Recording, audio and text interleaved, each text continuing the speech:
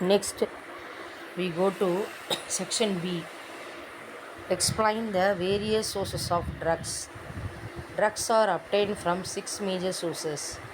One is plant sources, number two, animal sources, mineral or earth sources, microbiological sources, semi synthetic sources or synthetic sources, and recombinant DNA technology.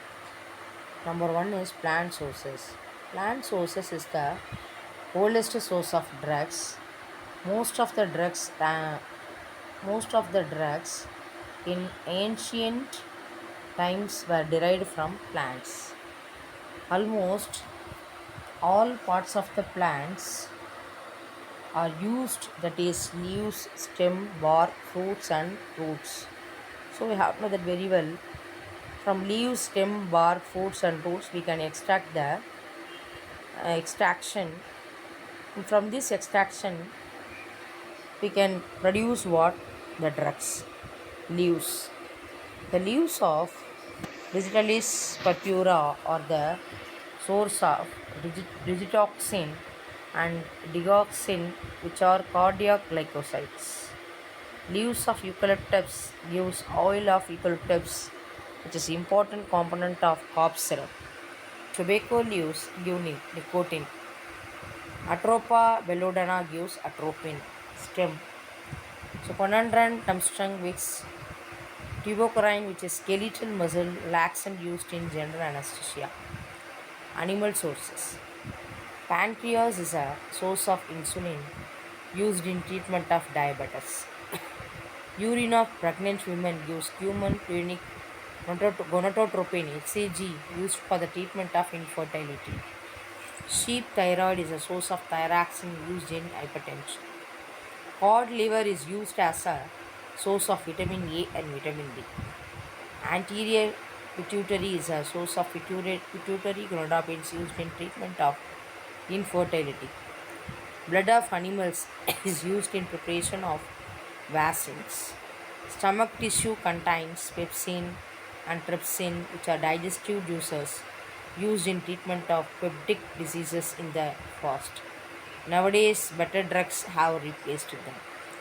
And next one is mineral sources. Metallic and non-metallic sources. Iron is used in treatment of iron deficiency anemia. Mercurial salts are used in syphilis. Zinc used in zinc supplement. Zinc oxide paste is used in wounds and see. Iodine is antiseptic. Iodine supplements are also used.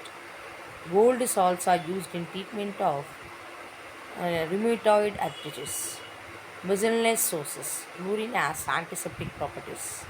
Borax has antiseptic properties as well.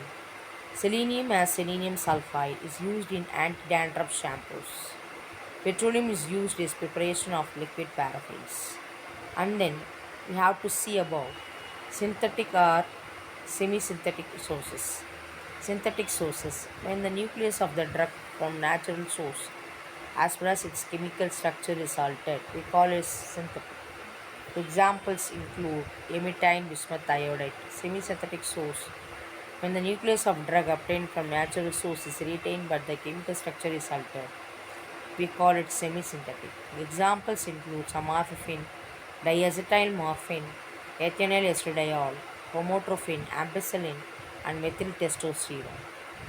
And next one is microbiological sources. Penicillium notatum is a fungus which gives penicillin. Actinobacteria gives streptomycin. Aminoglycosides such as gentamicin and tobromycin are obtained from Streptomyces and Micromonosporas.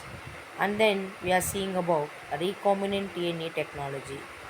So recombinant DNA technology involves cleavage of DNA by enzyme restriction endonucleases. The desired gene is coupled to rapidly replicating DNA, viral, bacterial, or plasmid. The new genetic combination is inserted into the bacterial cultures which allow production of vast amount of genetic material. And then we are seeing about its recombinant technology and its advantages. Huge amounts of drugs can be produced. Drug can be obtained in pure form. It is less antigen. Disadvantages. Well equipped lab is required. Highly trained staff is required. It is a complex and complicated technique.